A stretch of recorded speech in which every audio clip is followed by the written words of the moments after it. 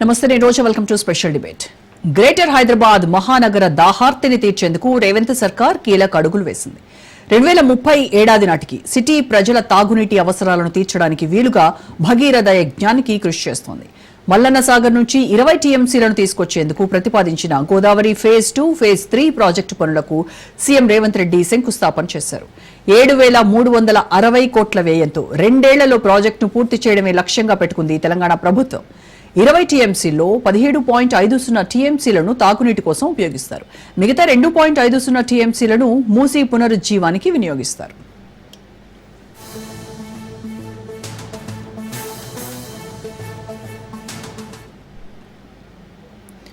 Hybrid annuity విధానంలో ప్రాజెక్టును చేపట్టనున్నారు. నిధుల్లో 60% నిర్మాణ సంస్థలు వ్యయం చేయనుండగా మిగిలిన 40% జలమండలి సమకూర్చనుంది.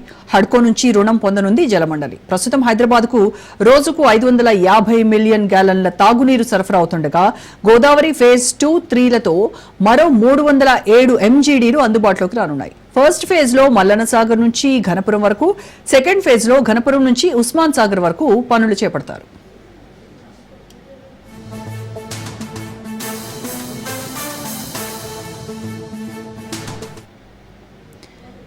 గోదావరి మూసీ జలాల అనుసంధానంపై రాజకీయ రచ్చ నడుస్తోంది. కేసీఆర్ నిర్మించిన కాళేశ్వరం ప్రాజెక్టు నీళ్లనే మూసీ పునరుజ్జీవన పథకం కోసం రేవంత్ సర్కార్ తరలించనుంది. మల్లన్న సాగర్ నుంచి గోదావరి జలాలను మూసీకి మళ్లించనున్నారు. దీంతో ఇప్పుడేం చెబుతారంటూ ప్రశ్నిస్తోంది గులాబీ దళం. కాళేశ్వరం ప్రాజెక్టుపై కాంగ్రెస్ లీడర్లు చేసిన దుష్ప్రచారం అంతా ఇంతా కాదన్నారు బీఆర్ఎస్ లీడర్లు. 1,00,000 కోట్లు వృధా అయ్యాయని, ప్రాజెక్టు కూలిపోయిందని ప్రచారం చేస్తూ ఇప్పుడు అదే కాళేశ్వరం నీళ్లతో హైదరాబాదీల దాహార్తి తీర్చబోతున్నారని గుర్తు చేస్తున్నారు. కాళేశ్వరం ప్రాజెక్టుపై తప్పుడు ప్రచారం చేసినందుకు క్షమాపణ చెప్పాలని కాంగ్రెస్ లీడర్లను డిమాండ్ చేశారు బీఆర్ఎస్ వర్కింగ్ ప్రెసిడెంట్ కేటీఆర్.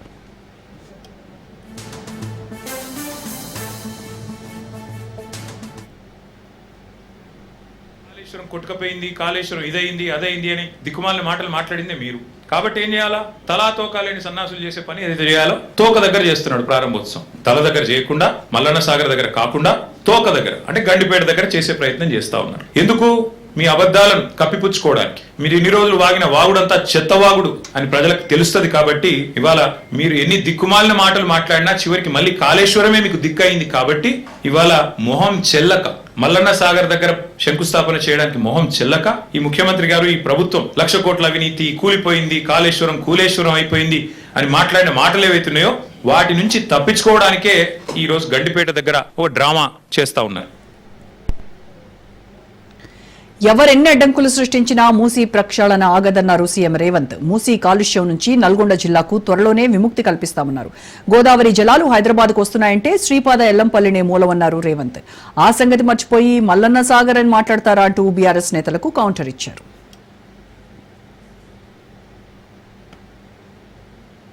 ఆయన అంటున్నాడు, అయ్యా ఇది కాళేశ్వరం నీళ్లే కదా అని. ఆయన తాటి చెట్టు లెక్క వెరిగిండు గాని ఆవగి తాటికాయ అంతా కూడా మోకాళ్ళల్లో ఆయనకు తలకాయ లేదు. కాళేశ్వరం ప్రాజెక్టు కట్టింది మేడిగడ్డ, అన్నారం, సుందిల్లా. అది కుప్పగూలిపోయింది. కాళేశ్వరం కాస్త కూలేశ్వరం అయింది. శ్రీపాద ఎల్లంపల్లి ప్రాజెక్టు పేరే శ్రీపాదరావు గారి పేరు మీద ఉన్నది. అది మీ తాతనో మీ ముత్తాతనో కట్టింది కాదు. శ్రీధర్ బాబు గారు తండ్రి కాంగ్రెస్ పార్టీ కట్టింది శ్రీపాద ఎల్లంపల్లి. ఇవాళ గోదావరి నదీ జలాలు నగరానికి వస్తున్నాయనంటే శ్రీపాద ఎల్లంపల్లె మూలం. అక్కడి నుంచే గోదావరి జలాలను పట్టుకొని హైదరాబాదు నగరానికి మనం ఈ రోజు తరలిస్తున్నాం. ఆ సంగతి మర్చిపోయి ఈ రోజు మల్లన్న సాగర్ నుంచి అంటున్నాడు. మల్లన్న సాగర్ ఎప్పుడే రాజశేఖర రెడ్డి గారు 2008-9లో ప్రారంభించిన ప్రాజెక్టు కాదా? డిబేట్కి వెళ్దాం. డిబేట్ లో పార్టిసిపేట్ చేస్తున్నారు senior journalist and analyst Bandaru Rammohan Rao గారు, అండ్ అలాగే కాంగ్రెస్ నాయకులు కత్తి వెంకటస్వామి గారు, అండ్ బీజేపీ నాయకులు అల్జాపూర్ శ్రీనివాస్ గారు. స్టూడియోలో నాతో పాటు ఉన్నారు బీఆర్ఎస్ నాయకులు నిఖిల్ రావు గారు. నమస్కారం అండి అందరికీ. రైట్, ముందుగా రామ్మోహన్ రావు గారు మీతో స్టార్ట్ చేద్దాం.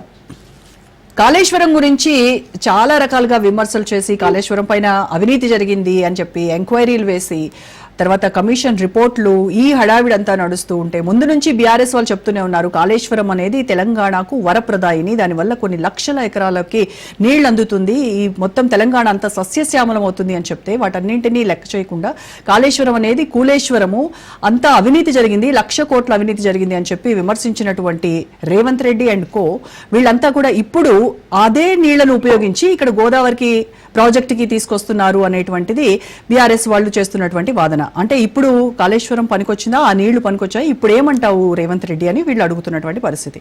అదే ఒకటి ప్రధాన క్వశ్చన్. అయితే సెకండ్ వచ్చేసి గోదావరి ఫేజ్ 2 and 3 ప్రాజెక్ట్స్ 2 ఏళ్లలోనే కంప్లీట్ చేస్తాము అని రేవంత్ సర్కార్ చెప్తుంది. అంటే 7,360 కోట్ల ఖర్చుతో మల్లన్న సాగర్ నుంచి 20 టీఎంసీల నీళ్లు తేవడం అనేది it's not a small thing. So ఇది 2 ఏళ్లలో కంప్లీట్ అవుతుందంటారా? అసలు దీంట్లో ఉన్నటువంటి టెక్నికల్ అండ్ ఎకనామికల్ గా, ఫైనాన్షియల్ గా చూస్తే ఇది ఎంతవరకు ఫీజిబిలిటీ ఉంది అని అంటారు దీనికి? రోజా గారు, మీకు మిత్రుడు వెంకటస్వామి గారికి, అట్లాగే అల్జాపూర్ శ్రీనివాస్ గారికి, రాజేష్ ప్రేక్షకులకు నమస్కారం. ప్రభుత్వాలు శాశ్వతం రోజా గారు, పార్టీలు శాశ్వతం కాదు. పార్టీలు వస్తాయి పోతాయి. ఏ ప్రభుత్వం ఉన్నా గత ప్రభుత్వంలోని కొన్ని మంచిని, కొన్ని మనకు పని చేసిన పనులు వీళ్ళు ప్రారంభోత్సవం చేసుకుంటారు. మళ్ళీ వీళ్ళు విడిచిపెట్టిన పనులు కొత్త పార్టీ అధికారంలోకి వస్తే దాన్ని ఎవరు కాదన్నారు. సమస్య శంకుస్థాపన చేసిన వాడు ప్రారంభోత్సవం చేయాలని ఏం లేదు. భారత ప్రజాస్వామ్యం ఏం చేసిందంటే 5 ఏళ్లకు ఒకసారి ఎన్నికలు పెట్టింది. వీళ్ళు బాగా అయిపోతే, వీళ్ళు ఇష్టం లేకపోతే వేరే వాడిని ఎన్నుకునే వ్యవస్థ మనది. 5 ఏళ్ళు మాత్రమే రాజకీయ నాయకులు పదవులు ఉండేది, ప్రజాప్రతినిధి. అటువంటి అప్పుడు 5 ఏళ్ల తర్వాత శంకుస్థాపన చేసిన వాడు మొత్తం పోయి అంతకుముందు దాన్ని వ్యతిరేకించే వాడే దాన్ని ఇనాగ్రేషన్ చేయవచ్చు. సర్పంచ్ పోతే అంతకుముందు సర్పంచ్ చేసిన పనులన్నీ కొత్తగా సర్పంచ్ ఇనాగ్రేట్ చేస్తే ప్రభుత్వాలు కూడా అంతే. ఇక్కడ తలా తోకలేని వాదన చేస్తున్నారు రేవంత్ రెడ్డి గారిని. చాలా గౌరవం ఉన్నది. ఒక ముఖ్యమంత్రిగా, మన ముఖ్యమంత్రి ఆయన, కాంగ్రెస్ ముఖ్యమంత్రి, తెలుగుదేశం ముఖ్యమంత్రి, బీజేపీ లేకపోతే బీఆర్ఎస్ ముఖ్యమంత్రి కాదు, మా అందరికీ ముఖ్యమంత్రి. మా ముఖ్యమంత్రి అని మాట్లాడేది తప్పు. మాట్లాడితే ఎవరైనా మా ప్రధానమంత్రి, మా ముఖ్యమంత్రి అని కాదు. అందరికి ప్రధానమంత్రి, అందరికి ముఖ్యమంత్రి. ఓటు వేసిన వాడికి, ఓటు వేయని వాడికి కూడా. ఇక్కడ సమస్య ఏంటంటే కాళేశ్వరం గురించి పూర్తిగా అవగాహన ఉండి మాట్లాడతలేరు రేవంత్ రెడ్డి గారు అంటున్నాను. చూడండి, మరణ సాగర్ రాజశేఖర్ 2009 నుంచి 15 ఏళ్ళు ఏం చేసిండ్రు? 15 ఏళ్ళు ఏం చేసిండ్రు మీరు? అసలు కాళేశ్వరం గురించి స్పష్టంగా చెప్తున్నాను. మనకు ఆవేదన ఏంటంటే కూలేశ్వరం అనే మాట తప్పు అంటున్నాం. మీరు గుండెకాయ మేడిగట్ట కాదు, గుండెకాయ మల్లన్న సాగర్ కంటే గుండెకాయ అని చెప్తున్నా. మనకు శరీర ధర్మశాస్త్రం ఏం చెప్తా అంటే, మనకు చెడు రక్తం అంతా గుండెకి పోయి గుండె ఫ్రెష్ చేసి మళ్ళీ ఏం చేస్తుంది, మంచి రక్తాన్ని పంపిస్తాం. ఇవాళ మురికి నీళ్లు, మామూలు నీళ్ళని గోదావరి నుంచి తీసుకొని 4 ఫేజుల ద్వారా 5 ఫేజుల ద్వారా మల్లన్న సాగర్ చేరిన తర్వాత మల్లన్న సాగర్లో ఏం చేస్తారంటే అక్కడి నుంచి మళ్ళీ సాగునీటి కాలువలు అవన్నీ పోతుంటాయి. దాని మీద కూడా 2 ఉన్నాయి కాదంటలేదు. ఎల్లంపల్లికి పెద్దగా ఆయకట్టు లేదు, ఉన్నది కానీ తక్కువ. ఆ లెక్కన మిడుమానేరుకి కూడా ఆయకట్టు ఉంది, తక్కువ. నిజంగా చెప్పాలంటే మల్లన్న సాగర్ అసలు గుండెకాయ. వీళ్ళు గుండెకాయ పోయింది అని అంటున్నారు. గుండెకాయ అది కాదు. ప్రాజెక్టు గురించి తెలుపుకుంటే నల్లమల అడవులు ఎక్కడో తెలియదు ఆయన వారికి. అట్లానే దేవాదులు ఏ పొజిషన్లో ఉన్నది తెలియదు. ఇట్లాంటప్పుడు నేను చెప్తున్నా, స్పష్టంగా చెప్తున్నాను, నేను టీఆర్ఎస్ ప్రభుత్వాన్ని సమర్థించిన కాదు. కాళేశ్వరం ఒక తెలంగాణ వరప్రదాయం. పోలవరం ఇట్లా అవినీతి ఉంది. నేను స్పష్టంగా చెప్తాను. కవిత గారు చెప్పినట్టు అందరూ అవినీతి ఉంది. తిలాపాపం తలా పెట్టుకోడు, కుటుంబ సభ్యులు దోచుకున్నారు. దాన్ని ఎవ్వరు కాదంటారు. కానీ దాన్ని ప్రాజెక్టును బదనం, రాజకీయ కక్షతో ప్రాజెక్టును ఎందుకు బదనాలు చేస్తున్నారు అంటున్నారు. ప్రాజెక్టు విలువ తెలియని వాళ్ళు కూడా ఏదో కాళేశ్వరం కూలేశ్వరం అని చాలా సంతోషపడుతున్నారు. కూలేశ్వరం కాలేదు. కాళేశ్వరం ప్రాజెక్టులో 19 రిజర్వాయర్లు, 19 సబ్ స్టేషన్లు, రకరకాలుగా 250 టన్నెల్స్, సొరంగాలు, 1000 కిలోమీటర్ల కాలువలు, ఇదంతా కాళేశ్వరం కిందికి రాదా? నేను తర్వాత చెప్తాను. మల్లన్న సాగర్ నుంచి ప్లాన్ మన ప్రాజెక్టు ప్లాన్ 1, 2 లేనలేదు అసలు. వీళ్ళు కొత్తగా చెప్తున్నారు. మొట్టమొదటి మేడిగడ్డ తీసుకున్నారు. మేడిగడ్డ 17 టీఎంసీల నీటి నిల్వ. అది బ్యారేజ్కి ఎక్కువ, డ్యామ్కి తక్కువ. దాని పైన ఉన్న అన్నారం, తర్వాత అన్నారం కూడా అంతే 11 టీఎంసీలు, 16 టీఎంసీలు. అది బ్యారేజ్కి ఎక్కువ. ఇది అసలు ఈ 3 బ్యారేజీలు దేని మీద కట్టినా కూడా అవగాహన లేదు. మన జూపల్ కృష్ణారావు గారు అలా మాట్లాడుతున్నారు అసెంబ్లీలో. అసలు నీళ్ళు ఎక్కడేంటి మీకు, మీ బ్యారేజ్ కు ప్రాణహిత కంటే ఎక్కడి నుంచి వస్తున్నాయి అన్నాడు. అసలు గోదావరి నది వేరు, ప్రాణహిత నది వేరు. ఈ 2 కలిసిన తర్వాత 22 కిలోమీటర్ల కింద మేడిగడ్డ కట్టిండ్రు. అంటే గోదావరి కలిసి నీళ్ళు అందరికి రావా? గోదావరి నదే అసలు. ప్రాణహితనే ఉపనది గోదావరికి. ఉపనదిని విడిచిపెట్టి ఉపనది నుంచే నీళ్లు వస్తున్నట్టు ఆయన అడిగితే ఏం చెప్పాలి? అసెంబ్లీ సాక్షికి జూపల్ కృష్ణారావుకు ఉత్తర భారతానికి, తెలంగాణ నుంచి అవగాహన లేదంటున్నారు. ఒకటి. రెండో, దాన్ని సమర్థించే ముఖ్యమంత్రి కానీ మంత్రులు కానీ అంతకన్నా అవగాహన లేదు. మేడిగడ్డ తర్వాత రెండోది అన్నారం ఆనకట్ట గోదావరి మీద ఉన్నది, ప్రాణహితకు సంబంధం లేదు. గోదావరి నుంచి అక్కడ అంతే, అక్కడ ఎక్కువ అయితే కిందిపోతాయి. దాని మీద ఉన్న గోదావరి ఖరి దగ్గర ఉంటుంది సుందిల్ల కూడా అంతే 9.5 టీఎంసీ, 10 టీఎంసీ. ఈ 3 కూడా ఒకటి కొత్త టెక్నాలజీ. ప్రపంచంలో ఎక్కడ లేని టెక్నాలజీ తీసుకుంటే అది ఫెయిల్ అవుద్దా సక్సెస్ అవుద్దా అని రాజకీయ నాయకులకు తెలియదు. వాళ్ళు ఇంజనీర్ చెప్పాలి, ఇంజనీర్ చెప్పిండ్రు కూడా మంచిది కట్టొచ్చా నాకు చెప్పింది. ప్రాజెక్టు భారతము మన పీసీ ఘోష్ కమిషన్ దగ్గరికి వెళ్తే ఆ 3 బ్యారేజీలు మాత్రమే మనకు పనికి రాకుండా పోయినాయి అనుకుందాం. మేము కట్టిన ఎల్లంపల్లి శ్రీరాపాద అంటున్నారు కదా, కరెక్టే. కట్టి ఎన్నేళ్ళకి ఇచ్చిన నీళ్లు అది మాత్రం ఒక్కటి వాస్తవం ఒప్పుకోవాలి. బెల్లంపల్లి నుంచి హైదరాబాద్ పైప్ లైన్ ద్వారా నాది కూడా 11 గుంటల భూమి పోయింది. నా భూమిలోకి పైప్ లైన్ పోయింది. 11 గుంటలకు కేవలం 2 లక్షలు కూడా కట్టియలేడు. నేనేమంటున్నాడు, అక్కడి నుంచి హైదరాబాద్ పైప్ లైన్ కూడా కాంగ్రెస్ ప్రభుత్వం వేసింది. కానీ ఏమైందంటే చివరికి కేటీఆర్ గారు ఒక స్విచ్ నొక్కి మేము నీళ్లు ఇచ్చినాం ఇక్కడికి పోమని. ఒరిజినల్ గా మూడు పైప్ లైన్ కృష్ణానది నుంచి ఉన్నాయి హైదరాబాద్ కు. ఒక పైప్ లైన్ పెద్దది, చాలా 90 మీటర్ల వెడల్పుతోని మన జాగా సేకరించి 90 మీటర్లు 1-2 కాదు చేసి అందులో నుంచి ఒక్క పైప్ లైన్ వేసింది. ఇంకా మూడు పడతాయని. అయితే ఆ పైప్ లైన్ ద్వారా నీళ్ళు వచ్చింది కరెక్ట్. హైదరాబాద్ నీటి సౌకర్యం కల్పించింది కాంగ్రెస్ పార్టీ. కానీ స్విచ్ ఆన్ చేసింది మన బీఆర్ఎస్ స్విచ్ ఆన్ చేసింది. మేము ఇచ్చినాం అన్నారు. ఇప్పుడు వీళ్ళు చెప్పుకుంటాం. ఇక్కడికి వస్తాను. ఆ 3 వ్యాప్తిని పక్కన పెట్టండి. కాళేశ్వరం మన ఏదైతే ఎల్లంపల్లి ఉందో, ఎల్లంపల్లి కట్టిన తర్వాత కూడా దాని మీద మళ్ళీ 2,500 కోట్ల రూపాయలు గత బీఆర్ఎస్ ప్రభుత్వం ఖర్చు పెట్టి, అంటే ప్రభుత్వం రాష్ట్ర ప్రభుత్వం ఖర్చు పెట్టి. అట్లాగే కోమటిరెడ్డి వెంకటరెడ్డి గారు కాంట్రాక్టర్ గా ఉన్న మిడుమానేరు కొట్టుకపోయింది మొత్తం అంతా. అప్పుడు ఏం చేయాలి? మిడుమానేరు కొట్టుకపోయింది అని అనగా దానికి మీద మళ్ళీ 1000 కోట్లు పెట్టి అది బాగా చేయాల్సి వచ్చింది. దాని మీద మిడుమానేరు పక్కన మిడుమానేరు నుంచి అటు వరద జలాలు పైకి శ్రీరామ్ సాగర్, మన శ్రీనివాస్ గారు బాగా తెలుసు, శ్రీరామ్ సాగర్ వరద జలాలు ఒకటి ఉంటుంది, మిగులు జలాలు మట్టి నై నుంచి వచ్చే వేరే ఉంటుంది. దాని మీద మిడ్మానేర్ పోయి మిడ్మానేర్ నుంచి వెనుక ఉల్టా పైకి నీళ్ళు తీసుకుపోయింది. ఇదంతా దీని వల్ల జరిగింది. మిడ్మానేర్ నుంచి అన్నా సాగర్ నుంచి రంగనాయక సాగర్, ఈ 2-3 టీఎంసీలు. రంగనాయక సాగర్ నుంచి ఏదైతే 50 టీఎంసీ అన్నాడు కరెక్టే, 1.8 1.2 మొత్తం ఈ 2 టీఎంసీల లోపు మక్కన సాగర్ ప్లాన్ చేసింది కరెక్టే. ఆనాడు ప్రాణహిత చేవేళ్ళన్న పథకం కింద 2-3 టీఎంసీలు ప్లాన్ చేసుకున్నాం. కానీ ఇది 50 టీఎంసీలు అంటే ఇవాళ మీకు ఒక రకంగా చెప్పాలంటే సింగూర్ అటువంటి ప్రాజెక్ట్ 2 ఇది 20. ఎల్లంపల్లి అందరికి తెలుసు కదా, ఎల్లంపల్లి మహా 20 టీఎంసీలే, 2.5 ఎల్లంపల్లి ప్రాజెక్టులు అటువంటి. కానీ గంగాళం లాగా రోడ్డు మీద కాదు. మనకు చాలా మందికి నది మీద ఎందుకు కట్టిండ్రు, భూమి మీద ఎందుకు కట్టిరు కూడా తెలుసలేదమ్మా. దీని మీద చాలా నేను చెప్తున్నా 5 సార్లు పోయించినాం అని మొత్తం అంత ఒక్కొక్కటి వరుసగా చెప్పండి చెప్తాను.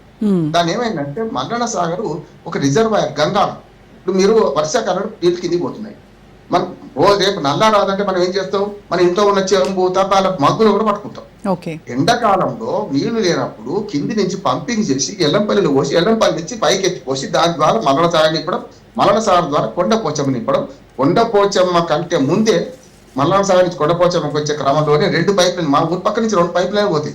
ఒకటి బస్వాపూర్కి పోతుంది. బస్వాపూర్ అంటే భువనగిరి దగ్గర ఉంటుంది, ఆ లైన్ పోతుంది.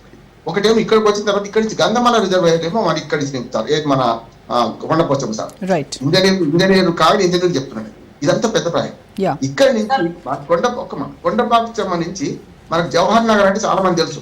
చెత్త డంపింగ్ యార్డ్ ఉంటుంది. వాసన మేము 50 సార్లు ఉద్యమం చేసినాం. అది మార్చండి. అక్కడి నుంచి హైదరాబాద్ పక్కనే ఉంటుంది. అక్కడ కేటబాపురం ఉన్నది. అక్కడ 15 టీఎంసీల నీటి ట్యాంకు మళ్ళీ రిజర్వాయర్ కట్టే ఆలోచన. ఇది మొత్తం ప్లాన్. 100 కిలోమీటర్ల పైప్ లైన్లు, 1000 కిలోమీటర్ల మన కాలువలు, 1000 కిలోమీటర్ల కాలువలు, ఇవన్నీ చేసే అవసరం లేదు. అయితే గుండెకాయ దాకా వచ్చినాక మరణసారి గుండెకాయ అయితే అక్కడి నుంచి డిస్ట్రిబ్యూషన్ కెనాల్స్ రావాలి. ఎందుకు రాలేదు సాగు మనకి సాగు భూమి అంటే? డిస్ట్రిబ్యూషన్ కెనాల్ లేకపోతే పొలాలకు నీళ్ళు ఎట్లా వస్తాయి? గంగాళం తలాపున గోదావరి మేమంతా ఏడుస్తున్నాం అని పాట పాడింది అంతే కదా. ఇప్పుడు ఇక్కడికి వచ్చే క్రమంలో ఇప్పుడు రేవంత్ రెడ్డి 2 నాటకాలు అంటున్నాడు. 2 నాటకాలు అంటున్నాడు, మాట్లాడుతున్నాడు, పెద్ద మాట ఇస్తాడు. ఆయన ఏం చేస్తున్నా అంటే ఏ ప్లాన్ అయితే పక్కన పెట్టి మల్లన్న సాగర్ నుంచి 7,500 కోట్లతో తీసుకుపోతాం. నీకు కేశవాపూర్ దాకా రిజర్వాయర్ దగ్గరకి నీళ్లు తీసుకొచ్చి ఒకటి ఇప్పుడు మిగిలింది ఏంటంటే కొండపోచమ్మ సాగర్ నుంచి మన కేశవాపూర్ దాకా. కొండపోచమ్మ ఉన్న దగ్గర లేదు, మా ఊరు పక్కన. బీజేపీ ఇచ్చినటువంటి ప్రతిపాదన కూడా పక్కన పెట్టి మరి పాత ప్రతిపాదన కాళేశ్వరం తీయండి. కొండపోచమ్మ నుంచి మనకు శివార్ ప్రాంతం, హైదరాబాద్ శివార్ జవహర్ నగర్ దగ్గరికి మనకు కేశవాపూర్ దగ్గర నింపి అక్కడి నుంచి ఔటర్ రింగ్ రోడ్ చుట్టూ రింగ్ పైప్ లైన్ వేయాలి. రేపు పొద్దున 1 కోటి జనాభాకు నీళ్లు అందించే వరప్రదాయం. ఇప్పుడు దీన్ని ఏం చేస్తున్నాడు? మల్లన్న సాగర్ నుంచి తీసుకొస్తా అంటున్నాడు. అది ఏమైందంటే అదనంగా 36 కిలోమీటర్ల ఇంకా నిధి పెరుగుతుంది.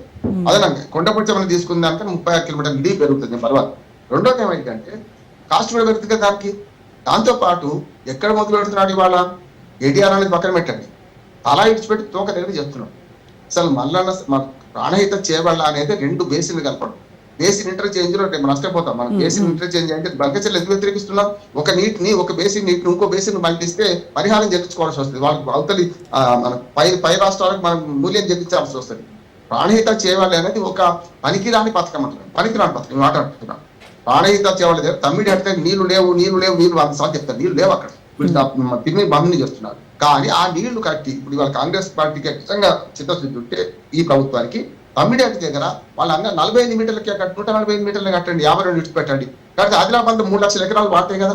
కాలువలు కూడా అడుగున్నాయి. 11,000 రూపాయలు ఖర్చు పెట్టిందమ్మా. ఏది ప్రాణహిత చేవళ్లలో తమ్మిడిహట్టి నుంచి, తమ్మిడిహట్టి కాడ పట్టాడు మట్టి ఎత్తుకోలే, తమ్మిడిహట్టి నుంచి ఏదైతే మనకు ఈ ఎల్లంపల్లి దగ్గర పడేస్తామన్నారో ఒక్క ఫేజ్ లో, అంటే ఒకసారి ఎత్తిపోయాలి పడేస్తామన్నారో ఆ ఫేజ్ లో కనుక 3 లక్షల కిలోమీటర్లు మన 3 లక్షల ఎకరాలకు నీరు మారవచ్చు ఆదిలాబాద్ అని ఖచ్చితంగా దీన్ని అంగీకరిస్తూ తమ్మిడిహట్టి దగ్గర బ్రిడ్జ్ కడతాం, మనకు ఆనకట్ట కడతామంటున్నారు. చాలా ఆహ్వానించదగ్గది. 145 కడతారా, 152 కడతారా, మహారాష్ట్ర ప్రభుత్వం ఒప్పిస్తారా మీ ఇష్టం. అంతే. కానీ ఇదైతే ఉందో ఇవాళ పనికిరాని పథకం అంటున్నాను. ఏది నీళ్ళ మళ్లింపు అనేది గోల్కొండ కాడికి ఇక్కడ చేసింది, మనకు గండిపేట దాకా చేసింది తోక పట్టుకుని వేలాటది. గండిపేట దగ్గర చేసుడు కాదు, వాళ్ళు చేయాల్సిన పని ఏంటంటే మల్లన్న సాగర్ దగ్గర ఇజ్జత్ పోతుంది, పరుగు పోతుంది, పరుగు పోతుంది. ఎంత పోతే చెప్పారు వీళ్ళందరూ మల్లన్న సాగర్ వ్యతిరేకించారమ్మా. కోదండరాంతో సహా నేను స్కూటర్ మీద పోయినట్టు అయ్యా పరిహారం ఇచ్చేంత మాత్రం గట్టిగా మాట్లాడినా. హరీష్ రావు చెప్పేది మోసం అని చెప్పిన. కానీ భూమి సేకరణ లేకుండా ప్రాజెక్ట్ ఎక్కడి నుంచి వస్తాయి? ఆకాశం మీద వస్తాయా? నిజంగా 7 ఊర్లు వస్తాయి. ఆ 7 ఊర్ల ప్రజలు నా ఊళ్ళు ఉంటున్నారు. ఇప్పుడు నా గజ్వేల్, నా ప్రజ్ఞాపూర్లో ఉంటున్నారు వాళ్ళు. 7 ఊర్ల ప్రజలకు అన్ని సకల సౌకర్యాలతో, అంగన్వాడి ఉంటే అంగన్వాడి, స్కూల్ ఉంటే స్కూల్, హనుమాన్ల గుడి ఉంటే హనుమాన్ల గుడి తీసుకొని పెట్టినాం, సమస్య లేదు. ఇవాళ పరిహారం విషయంలో వాళ్ళ త్యాగం గొప్పది. నిజంగా చెప్పినట్టు వాళ్ళందరూ పల్లీలు అమ్ముకుంటున్నారు, కంకులు అమ్ముకుంటున్నారు, చాలా వృత్తులని పోయినాయి. కానీ ఎక్కడైనా 7 ఊర్లు పోయినాయి అంటే ఎంత పోతుంది? కానీ ఆ 7 ఊర్లు పోయినందుకు అక్కడ ఈ మల్లన్న సాగర్ వద్దు అని చెప్పి, అసలే వద్దు అని చెప్పి ఈ కాంగ్రెస్ వాళ్ళు పోలేదా? అన్ని పార్టీలు బీజేపీ కాంగ్రెస్ వాళ్ళ ఉద్యమం చేసిన ఉంది. నేను అడ్వకేట్ గా నేను పోయి వాళ్ళకి నచ్చ చెప్పిన ఏంటంటే హరీష్ రావు మోసం చేస్తున్నాడు, ఇది కరెక్ట్ కాదు, 6 లక్షల రూపాయలు తప్పు. ఆనాడు ఉన్న విలువ ప్రకారం 60,000 ఉంటే 6 లక్షలు ఇస్తున్నామని మోసం చేస్తున్నాడు హరీష్ రావు. కానీ 6 లక్షలు కాదు, 60,000 కాదు. అదే ఊళ్ళో గతంలో ఎస్సీ కార్పొరేషన్ సేకరించిన భూమిలో మార్కెట్ ధర ప్రకారం 6 లక్షల రూపాయలు చెల్లించారు. మల్లన్న సాగర్ గాని తొగిట పక్కనున్న ఒకటే మాట, 6 లక్షల రూపాయలు ఇంటూ 3 ఇంతలు ఇవ్వాలి, 18 లక్షలు ఇవ్వాలి కొట్లాలి. నేను కేసు వేసిన నేను అంటున్నాను. 18 లక్షల బదులు 11 లక్షలు అయితే నేను కేసు వేస్తే, కానీ 11 లక్షలు వచ్చే కల్లా 6 ఏళ్ళు పట్టింది, 4 ఏళ్ళు పట్టింది. దాంతో వాళ్ళకు అద్దెకరం భూమి కూడా దొరకలేదు. మొదలు 6 లక్షలు తీసుకున్నాడు ఆయమన్నాడు, ఎందుకంటే వాడు పోయి అద్దెకరం కొనుక్కున్నాడు. అందుకని ఇది మోసం. ఇవాళ ఏదైతే రేవంత్ రెడ్డి చేస్తున్నాడో కాళేశ్వరాన్ని కూలేశ్వరాన్ని నిరూపించడానికి ప్రజల మీద కక్ష తీర్చుకుంటున్నారు. రాజకీయ పార్టీగా వాళ్ళు తీసుకోండి, అవినీతి ఉంది, అవినీతి ఉంది, అవినీతి ఉంది. కవిత అనకుందే నేను చెప్తున్నా అవినీతి ఉన్నది. కానీ అవినీతి అని పేరు చెప్పి మొత్తం ఇంట్లో ఎలకలు ఉన్నాయని చెప్పి ఇల్లును తగలబెట్టుకునే పని చేస్తున్నాడు రేవంత్ రెడ్డి గారు. ఇవాళ తాను చేసే పని 3,500 4,000 కోట్లు అదనంగా ఇవాళ కాంట్రాక్టర్లు. రైట్. సో దీనిపైన మాట్లాడదాం. వెంకటస్వామి గారితో మాట్లాడదాం. వెంకటస్వామి గారు, ఇటు విశ్లేషకులు, ఇటు బీజేపీ అలాగే బీఆర్ఎస్ ఏదైతే విమర్శిస్తూ ఉందో ఈ ప్రాజెక్టు గురించి, ఇది కేవలం ఓట్ల కోసం చేస్తున్నటువంటి డ్రామా తప్ప దీంట్లో ఇంకేమీ లేదు అని చెప్తున్నారు. అట్ ద సేమ్ టైం కాళేశ్వరాన్ని అది పనికిరాని ప్రాజెక్ట్ గా చూపించేటువంటి ప్రయత్నంలోనే ఇలాంటి ప్రాజెక్ట్ తో కాంగ్రెస్ ప్రభుత్వం ఒక డ్రామా ఆడుతోంది తప్ప దీనివల్ల ఒరిగేదేం లేదు అని చెప్తున్నారు. ఏమంటారు? కాళేశ్వరము పనికిరాదని, దాంట్లో వాటర్ నింపొద్దని, లేకపోతే అది ప్రమాదకరంగా ఉందని రేవంత్ రెడ్డి చెప్పిండా? ఆయనకి ఏమన్నా నాలెడ్జ్ ఉందా? ఇది మన టెక్నికల్ నాలెడ్జ్ ఎన్డిఎస్సి వాళ్ళు వచ్చి చెప్పినారు కదా, మన పత్రికలో లేకపోతే మీడియాను అక్కడ పరెలు వాసినప్పుడు మొత్తం రాష్ట్రమంతా మీడియా, ప్రతిపక్షాలు అందరూ కూడా, మేధావులు, లేకపోతే రామ్మోహన్ రావు గారు అంటే విశ్లేషకులు అందరూ కూడా ముక్త కంఠంతో అన్న మాట ఏంటండి, కాళేశ్వరంలో అవినీతి కారణంగానే ఇక్కడ ఆడ మేడిగడ్డ జరిగినటువంటి ఇన్సిడెంట్, దాని తర్వాత మనకు సుందిల్లా కూడా బయటపడింది, దానికి సంబంధించి లోపాలు పడ్డారు. అవినీతి జరిగిందని చెప్తూనే ఉన్నారు. అవినీతి జరిగిందని కవిత చెప్పారు. అవినీతి జరిగింది, అది చెప్పినాక ఫైనల్ అవుట్ కాదండి. తిలాపాపం తలా పిడికెడు, తిలాపాపం తలా పిడికెడు. నమ్మినారు. కవిత వచ్చి రెడ్డి వచ్చి మొదలడం అంటే కవిత చెప్తే ఏమున్నదండి? కమిషనే చెప్పింది, కమిషనే చెప్పింది. కవిత గురించి మాట్లాడదలుచుకోలేదు. ఒక నిమిషం రామ్మోహన్ గారు మాట్లాడతారు, వినండి. సపోర్ట్ మాట్లాడుతుంది.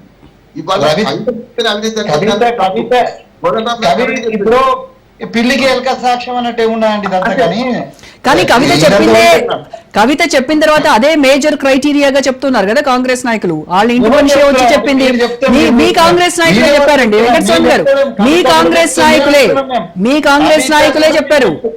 కవిత కూడా చెప్తుంది అని అంటున్నాం. కవిత కూడా ఇవాళ అంటే ప్రజలంతా నమ్మి 20 నెలల కిందవే ప్రజలు నమ్మినారు.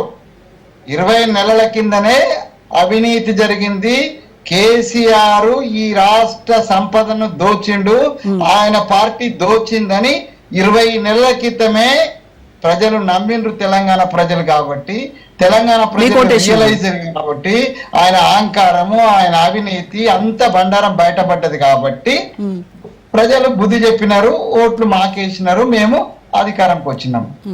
ఆ అధికారం వచ్చే క్రమంలో ఎన్నికలు జరిగేటువంటి క్రమంలోనే కదా అక్కడ అది కూలిపోవడమో అది పెరలిపోయడమో జరిగింది. దాని మీద మేము టెక్నికల్ టీమా మాదేమన్నా? నేను టెక్నీషియనా లేకపోతే రేవంత్ రెడ్డి ఒక టెక్నీషియనా? ఈ ప్రాజెక్ట్ కి సంబంధించినటువంటి రామ్మోహన్ రావు గారు ఒక మంచి మాట చెప్పినారు, దీన్ని సమ్మతిస్తున్నా. చాలా మంది టీవీలలో కూర్చొని అందరూ కేసీఆర్లు అవుతారండి. టీవీలలో కూర్చుంటే అది ఎక్కడ తొల ఉందో ఎక్కడ తోక ఉందో తెలియదు, కానీ కాళేశ్వరం గురించి ప్రతి ఓడు విమర్శిస్తాడు, ప్రతి ఓడు పొగుడుతూ ఉంటాడు. పొగిడేవాడికి కాళేశ్వరం గురించి పెద్దగా ఐడియా లేదు, విమర్శ వాళ్ళకి కూడా చాలా మందికి ఐడియా లేదు. కానీ రాష్ట్ర సీఎంకే ఏ బేసిన్ ఎక్కడుందో అన్న మినిమం నాలెడ్జ్ లేదని అంటున్నారు కదా. అవునమ్మా, ఇప్పుడు నాలెడ్జ్ ఉన్నటువంటి కేసీఆర్ వెలగబెట్టింది.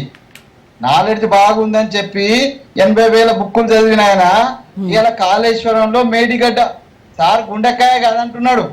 గుండెకాయ కాదు తలకాయ అని అనుకుందాం. తలకాయ పలిగినా ఇబ్బందే సార్, గుండెకాయ పలిగినా ఇబ్బందే, ఏది పగిలినా ఇబ్బందే. శరీర భాగంలో మీరు చెప్పేటువంటి అన్ని భాగాలు ఇంపార్టెంటే. ఎక్కడ ఏమైంది అనేటువంటిది, దాంట్లో టెక్నికల్ గా ప్రాబ్లం ఉంది, అవినీతి జరిగింది, టెక్నికల్ గా ప్రాబ్లం ఉంది అనేటువంటి విషయాన్ని మాకంటే ముందు ఎన్డీఎస్సీ టీం వచ్చి తేల్చింది, సెంట్రల్ టీం వచ్చి తేల్చింది. వాళ్ళు ఇప్పుడు బీఆర్ఎస్ వాళ్ళు ఎన్నిసార్లు ఎన్డీఎస్సీ మా దగ్గరకు వచ్చింది, కానీ అక్కడెక్కడో పోలవరంలో కూలిపోతే పోలేదు, ఎందుకో పోలేదు మరి అది ఎన్డీఎస్సీ వాళ్ళని అడగాలని చెప్పినాం. మేము కాదు కదా బాధ్యులం. ఎన్డీఎస్సీ ఇక్కడికి వచ్చి ఎందుకు వచ్చింది అని అడిగినటువంటి ప్రభుత్వం కూడా ఉన్నారు. ఎన్డీఎస్సీ ఎందుకు వచ్చిందండి, ఎన్డీఎస్సీ ఎందుకు వస్తుంది, ప్రమాదం ఉన్నది కాబట్టి వచ్చిందని అన్నాము, ప్రమాదం జరిగింది కాబట్టి వచ్చింది అన్నాను. ఎందుకు వచ్చింది ఎన్డీఎస్సీ అని అడిగినటువంటి ప్రభుత్వం కూడా ఉన్నారు, అది అనలిస్టులు ఉన్నారు, లేకపోతే టిఆర్ఎస్ మిత్రులు కూడా ఉన్నారు. నేనేమంటున్నా అంటే ఈ ప్రాజెక్ట్ కి సంబంధించినటువంటి అవకతవకలు జరిగినాయని ఒక పక్కన ఒప్పుకుంటూనే ఇంకో పక్కన కాళేశ్వరం బ్రహ్మాండము ఏదో ఆ దాయిని ఈ దాయిని అని మాట్లాడితే ఎట్లా? ఒకవేళ కాళేశ్వరము మంచిదే, కాళేశ్వరం యొక్క ఆలోచన మంచిదే, కాళేశ్వరం ద్వారా లేదా కాళేశ్వరం దాని పేరు ఇంత ముందు ఏదో పేరు పెట్టినా కూడా గోదావరి నీళ్లను తెలంగాణ భూములకు పాలించుకోవాలనేటువంటి ఆలోచన అది కాంగ్రెస్ రాజశేఖర రెడ్డి చేసిన, టిఆర్ఎస్ కి సంబంధించినటువంటి కేసీఆర్ చేసిన, ప్రజల కోసం మంచి మాటని మంచి ఆలోచన మంచిదైన అని అందరం సమర్థిస్తున్నాం. కాళేశ్వరాన్ని మొత్తంగా అది నిరర్థకాన్ని ఎవరు అన్నారు అంటే అది అజ్ఞానం అవుతుంది. అసలు కాళేశ్వరము పేరు మారిందండి. కాళేశ్వరం కానీ లేకపోతే ఇప్పుడున్నటువంటి ఈ ఎత్తిపోతల పథకం అంతా ఎప్పుడు వచ్చిందండి? రాజశేఖర రెడ్డి గారి టైంలోనే దీనికి సంబంధించినటువంటి అది తుమ్మిడి ఎట్ని అన్నారు, లేకపోతే మేడిగడ్డకు వచ్చింది అనుకుందాం. కానీ టోటల్ డిజైన్ ఆఫ్ ఎత్తిపోతల పథకము ఈ తెలంగాణ రాష్ట్రంలో గోదావరి నీళ్ళు ఎత్తిపోవాలనే ఆలోచన మేమే చేసినా, కాంగ్రెస్ పార్టీనే చేసింది కదా. ఆలోచనలో తప్పేం లేదు, ఆలోచన ఆయన చేసినా మేము చేసినా ఇంకెవరు చేసినా కరెక్టే. కానీ ఆచరణ విషయానికి వచ్చి 10 రూపాయలు ఖర్చు చేయడానికి 100 రూపాయలు 10 రూపాయలు ఖర్చు చేయడానికి 100 రూపాయలు ఖర్చు పెట్టి ఆ 100 రూపాయలలో 80 రూపాయలు తినేస్తే ఇవాళ ఇట్లాంటి ఒక టెక్నికల్ గా కావచ్చు. సో ఇప్పుడు మెయిన్ ఇంకొక క్వశ్చన్ కూడా అదే వస్తుంది వెంకటస్వామి గారు. ఇప్పుడు 7,360 కోట్లు, దాదాపుగా 7,000 పైన కోట్ల ఖర్చుతో ఈ గోదావరి నీళ్లను మీరు గ్రేటర్ హైదరాబాద్ నగరానికి నీటి ఎద్దడిని తీర్చడానికి తీసుకొస్తున్నారు. ఫైన్, బాగుంది. కానీ ఇది బల్దియా కావచ్చు, శివారు ప్రాంతాల వరకు వాళ్ళకు కూడా నీటి సమస్యను తీర్చేటువంటి ప్రాజెక్టా, లేదంటే ఇది ఓన్లీ జస్ట్ రిచ్ ఏరియాస్ కి మాత్రమే పరిమితం అయ్యేటువంటి ఛాన్స్ ఉందా? అండ్ మోర్ ఓవర్ కేంద్ర సంస్థ ఇచ్చినటువంటి 1,500 కోట్లతో నీళ్లు తెచ్చేటువంటి ప్రతిపాదన ఏదైతే ఉందో దాన్ని ఎందుకు పక్కన పెట్టింది కాంగ్రెస్ ప్రభుత్వం? 7,000 కోట్లని ఎందుకు భుజానికి ఎత్తుకుంది?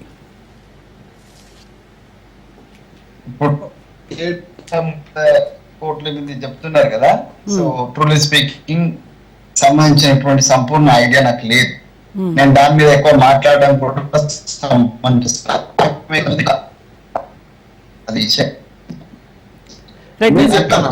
నేను చెప్తాను తర్వాత. వెంకటస్వామి గారు, మీ సిగ్నల్ వీక్ గా ఉంది, ఆడియో క్లారిటీ లేదు. ఎస్, మళ్ళీ నేను మిమ్మల్ని కాంటాక్ట్ చేస్తాను. రైట్, నిఖిల్ రావు.